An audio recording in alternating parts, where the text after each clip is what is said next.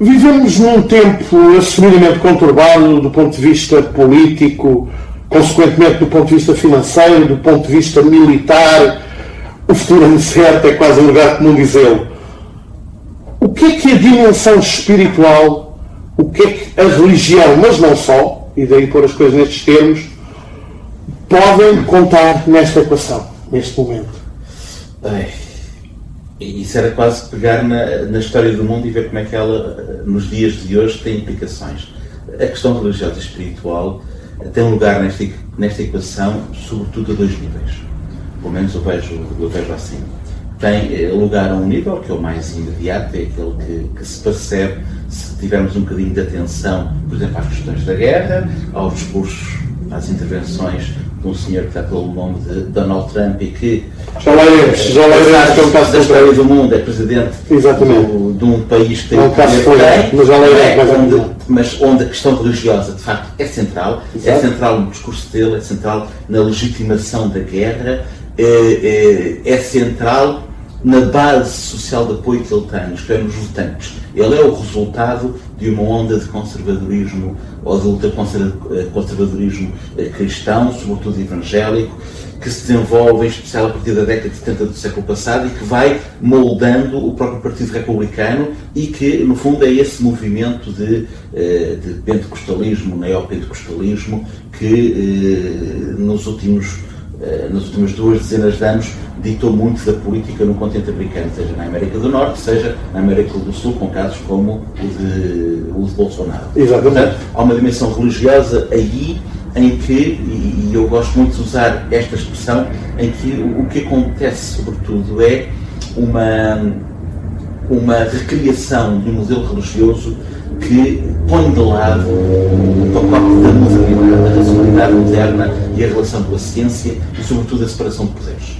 Portanto, o que nós estamos a ver hoje, seja no caso de Donald Trump, seja no caso do sistema político brasileiro, para ir apenas aos dois que nos estão mais próximos, o que nós estamos a ver hoje é um eleitorado que não está em sintonia com a separação de poderes, não está em sintonia com a ideia de um Estado laico e pretende uma visão messiânica da política e pretende uma visão em que, no fundo, haja uma teleologia que dita qual será o futuro. Há uma missão a cumprir que é religiosa. É muito curioso um aspecto que tu referiste aí, a condenação, ou a oposição, melhor dizendo, à noção de Estado laico, que é também um dos argumentos que esses mesmos líderes tomam como seus para irem, por exemplo, com investidas como a que estamos a assistir no Irão.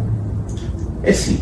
Não deixa de ser curioso. Não deixa de ser curioso. Alguém que quer avançar contra um Estado, por ele ser um Estado apoiado numa visão teológica da existência e da humanidade, e simultaneamente se assume como uma personagem messiânica e salvadora. Sim. E ungido até. Mas esse argumento foi usado durante muito pouco tempo, teve pés de barro que se quebraram rapidamente, e o que se passou com o Irão, com o primeiro argumento, quer dizer que a grande preocupação eram as 40 mil pessoas que foram mortas das manifestações em janeiro e fevereiro e que o mundo não podia fechar os olhos e, portanto, Donald Trump apresenta-se como paladino dos direitos humanos, não é? Na prática isso já tinha sido desmentido antes, com a intervenção na Venezuela, em que se esperaria que houvesse uma mudança de facto de regime, para que também, no que respeita às condições de vida, direitos humanos, tudo se modificasse, mas Donald Trump ficou perfeitamente satisfeito, compreender o chefe de Estado e fazer um pacto com os políticos que estavam na hierarquia, ficaram, e o regime em pouco mudou. A única coisa que terá mudado é que o petróleo passou a ter um destino diferente. Mas não precisamos de ir ao Brasil ou aos Estados Unidos. Mesmo em Portugal, nós vemos hoje uma certa apropriação de um discurso atávico cristão, ou pelo menos católico, melhor dizendo, fazendo aqui uma certa destrinça, e um aproveitamento desse mesmo discurso, associando a uma visão mais extremista, ou pelo menos mais polarizada, da sociedade portuguesa, da própria sociedade portuguesa. Portugal tem tido aqui um lugar muito peculiar, Estou-me a lembrar em concreto dos discursos contra as mesquitas, dos discursos contra a aborto, enfim. Sim, mas... Até contra as próprias aulas de cidadania, de alguma forma. Exatamente. Mas, no caso português, esses discursos de natureza mais religiosa têm entrado relativamente devagar no discurso político, ou melhor, na agenda política, sobretudo dos partidos mais à direita e, em especial, do Chega, não é? Nós vimos de forma muito engraçada, por exemplo, nas eleições presidenciais, o candidato presidencial André Ventura, antes de saírem as primeiras sondagens, ele foi à missa, não é? E portanto, há um crescendo da construção Bolsonaro, antes de avançar para a sua candidatura presidencial, também se fez batizar no Rio. Exatamente. Mas, no caso português, essa colagem à legitimidade religiosa tem sido muito mais lenta, com muito mais cuidado. Ao passo que em países como no Brasil, onde a religião está muito mais presente no cotidiano e na cultura popular, é muito mais fácil ativar esse gatilho, porque ele torna-se eficaz. No caso da cultura europeia, e especificamente no caso de Portugal, enfim, nós temos uma ideia muito sólida que Portugal é um país muito católico, e ao mesmo tempo essa afirmação é verdadeira, mas também é falsa.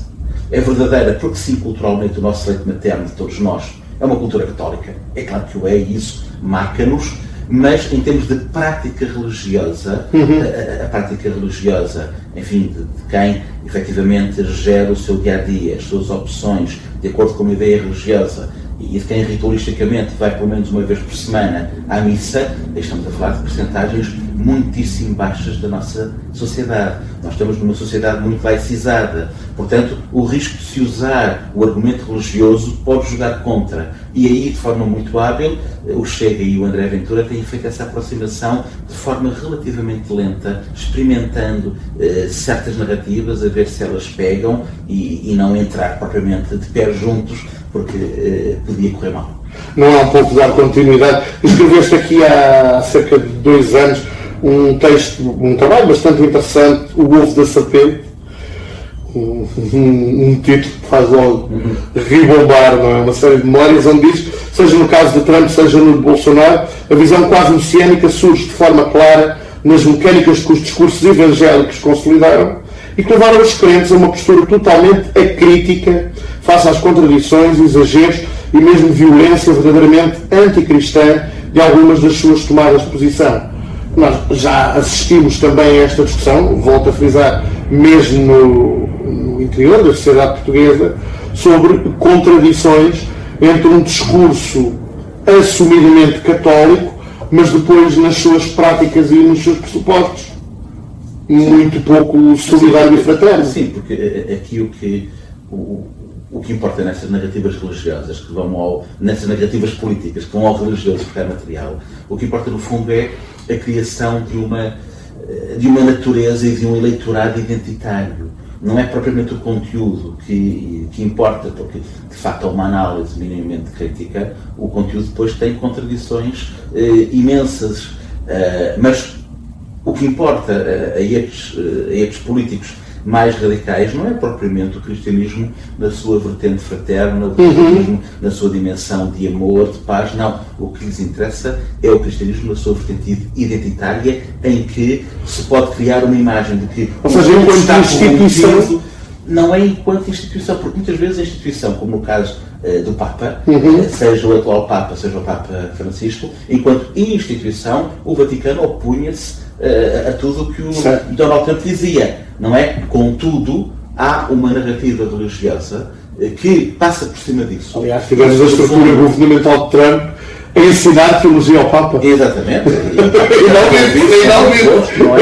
Mas aqui o que importa é a identidade cristã ser assumida como uma identidade que está contra alguma coisa. Está contra um sistema político que é corrupto. Está contra um sistema político que se deixou de dominar pela cultura woke e que, no fundo, leva as nossas criancinhas a desvios sexuais inimagináveis. Está contra os movimentos de crescimento do Islão, porque vamos ser tomados pelo Islão e toda a Europa vai ser islâmica. Portanto, o cristianismo é... No fundo, enumeraste uma série de medos. Exatamente, o cristianismo é aqui usado com uma dimensão identitária que pega nos medos. Não é não pega na doutrina. A doutrina é completamente acessória aqui. A doutrina não interessa para nada. Tanto que se olhassem para a doutrina, efetivamente verificariam... Mas vai falar de uma religião castigadora. Estou a ouvir isto a pensar de alguma forma. É uma religião, é a visão de uma religião castigadora em que a política, usando a religião, é o grande super-herói que virá a colocar tudo no lugar certo. No devido lugar, exatamente. Olha, uma coisa que é também indubitável, infelizmente, é a agressividade latente nas pessoas no dia-a-dia, no cotidiano, nos transportes públicos, nos serviços, nos balcões, nas lojas, enfim, arrisco-me a dizer, nos debates televisivos e por aí fora. Como é que tu olhas para toda esta dimensão em que de repente parece que regredimos de alguma forma nas normas de convivência social, nas normas de pluralidade de opinião, ao mesmo tempo em que, com o crescimento das redes sociais, e obviamente que as coisas estão forçosamente relacionadas, todas as opiniões valem o mesmo. A pessoa diz a Terra é plana e diz, mas não sei o quê, é a minha opinião. E a minha opinião terá de valer tanto como a do senhor que é doutorado em Geofísica. É assim, nós temos aqui um processo altamente complexo, não é? Em que a questão das redes sociais, logicamente, terá aqui um peso importante, mas, sobretudo, eu acho que a grande ruptura deu-se e continua-se a dar ao nível da credibilidade das instituições. A nossa modernidade, a construção do Estado moderno, a construção das instituições políticas que nós temos, mas não só das instituições políticas, de todo o universo assente naquilo que podemos dizer que é uma sociedade de confiança, não é? Toda a nossa política, e toda a nossa política no sentido não apenas da política partidária e da gestão do Estado, mas toda a nossa política da gestão de tudo o que acontece na polis, começando pelo trânsito, acontece através do cotidiano, de uma dimensão de confiança, não é? Eu confio que os outros condutores sabem que quando o semáforo está vermelho é para parar, e para-se não é porque eu posso levar uma multa. Não, a multa é uma penalização para aquela exceção que é ultra rara. Não, para que tenhamos uma vida melhor ambos. E eu, quando chego no semáforo que está verde, eu naturalmente passo sem travar sequer, porque confio que os outros concidadãos, no fundo, têm a mesma grelha de confiança no mundo que eu tenho, não é? E o que tem estado a ter lugar nas últimas dezenas de anos é uma ilusão da confiança nas instituições. As instituições estão em crise, sejam as instituições do Estado Central, do Estado local, sejam as instituições associativas, sejam as instituições, as agremiações profissionais. Mas isso é o quê? É uma falta de consciência coletiva? Já aí vamos. Não é? O que é interessante temos que tentar das instituições é a todos os níveis. E sendo a todos os níveis, e inevitavelmente é uma crise da visão do outro, da minha relação com o outro. Qual é que é o espaço que eu tenho na relação com o outro e qual é que é o espaço que o outro tem na relação comigo. Qual é que é o espaço de liberdade que eu lhe dou. Não é? E aqui, no fundo, mais do que uma crise de instituições, o que nós temos é uma crise da noção do eu. Isto é, caminhamos para um individualismo não é apenas altamente egocentrado, não é apenas excluidor do outro, mas é um individualismo que, de facto, não dá espaço para qualquer diálogo. E a questão das redes sociais é, no fundo, uma dimensão claríssima, em que o máximo da interação que há nas redes sociais é o visualizar durante 2 segundos e, eventualmente, com o dedo colocar um like. Não é? Não há muitas vezes sem ler. Regra geral sem ler, não é? Portanto, há uma visão, podemos dizer que é de um certo hedonismo, em que eu vejo a minha amiga de Facebook a fazer uma coisa qualquer e eu não a estou a ver a ela, eu estou a ter prazer através disso. Não é? Tudo é centrado no meu prazer, tudo é centrado na minha forma de eu me gerir e eu faço a gestão dos outros a meu belo prazer para eu ter algum lucro e algum prazer com isso. Ainda, e para terminar, ainda em relação à questão das tecnologias. Fala-se de inteligência artificial a cada passo, vai ser preciso ensinar os sistemas de IA, vai ser necessário introduzir conceitos dentro dessas plataformas e desses mecanismos, nomeadamente também conceitos éticos e conceitos relacionados, lá está, com a espiritualidade, que faz parte da dimensão da história da humanidade. Como é que vamos fazer isso? Por um lado, num mundo em que nunca teve uma ética universal, nem uma religião universal, e por outro lado, num mundo, e agora falo da contemporaneidade, cada vez menos eurocêntrico e que, obviamente, isso terá consequências na evolução do próprio pensamento, também do religioso. Assim, eu voltava com bengala à tua questão anterior e à questão das instituições. Porque um dos maiores problemas a nível religioso hoje é também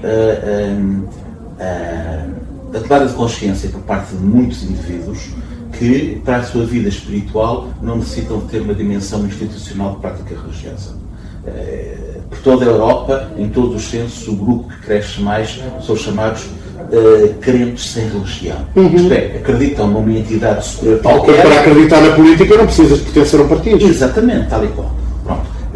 E, portanto, há um movimento imenso de gente que procura práticas de espiritualidade. O Oriente aí, de facto, ganha um lugar enorme. Há muita gente que procura em tradições orientais, hinduísmo, budismo, só para falar nas duas mais comuns, procura essa dimensão espiritual muito centrada no eu. Eu quero ter o meu bem-estar. O meu bem-estar, seja físico, seja psíquico, é muito centrado aí. E agora, o que é interessante quando falamos em inteligência artificial é que hoje em dia já há estudos extremamente interessantes que mostram que as pessoas dialogam com a inteligência artificial como dialogariam com um conselheiro espiritual. Isto é, entram em diálogo com a ferramenta de inteligência artificial. Quais são os perigos e as consequências de uma coisa dessa? Eu não sei se há perigos e se há consequências. O que eu sei à partida é que há uma necessidade. A inteligência artificial aqui transformou-se numa possibilidade de dialogar com alguém que não nos vai julgar de forma imediata. Por alguma razão, os velhinhos confessionários nas igrejas católicas têm aquela grelha para não se verem as pessoas. Se eu estiver a falar cara a cara... Mas eu bem me lembro quando se começou a enviar, por exemplo, os lamentos por fax para o Muro das Lamentações, caiu o Carmo e a Trindade. Quando começou a haver velas elétricas em Fátima, caiu o Carmo e a Trindade. Sim, portanto, estas inovações implicam... E agora vamos começar a entidade virtual. Aqui a entidade virtual é completamente cega. Eu não tenho qualquer inibição de falar com o computador e de dizer todas as minhas angústias. Sim. O problema está na resposta que veio do lado de lá. Não é? Humana não será certa dele. Começam a surgir casos de máquinas de inteligência artificial, programas que deram respostas que levaram pessoas a cometerem suicídio. Exatamente. Não é? Portanto, exatamente. Aqui a questão está, o algoritmo poderá ter um espaço para conceitos e valores? Será possível meter a ética e a moral dentro do algoritmo? Não é? Mas temos que. Se ele vai ter que tomar decisões para a nossa vida, a ética e a moral têm de entrar no. Eu não sei se temos que. Eu diria que devemos. Agora, entre o dever e o acontecer, há uma diferença muito grande, porque estas ferramentas de inteligência artificial são controladas por empresas que existem para ter lucro. E eu não estou a entrar numa demonização imediata nem da ferramenta, muito menos das empresas que as têm. Mas as lógicas do mercado são outras. As lógicas do mercado são outras. Não é? E, portanto, nós temos que estar à espera. Isto é uma coisa dramaticamente interessante. Nós temos que estar à espera que os empresários e os engenheiros informáticos tenham a consciência que nós próprios não temos. Aí é que está a questão. Porque se eu sou capaz e me sinto melhor a perguntar a uma máquina alguma coisa de natureza espiritual e a expor-me de uma forma completamente aberta, não é? eu não estou a ter o filtro de ter a consciência de que estou a falar com uma máquina que me vai à internet buscar respostas e me vai dar respostas de acordo com uma determinada moda. É o mastigar de informação. Moda estatística, não é?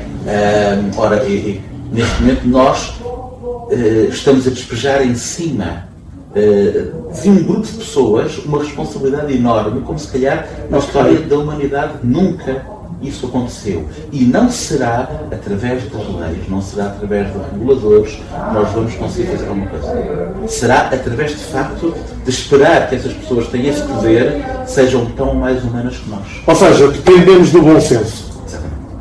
Então estou otimista.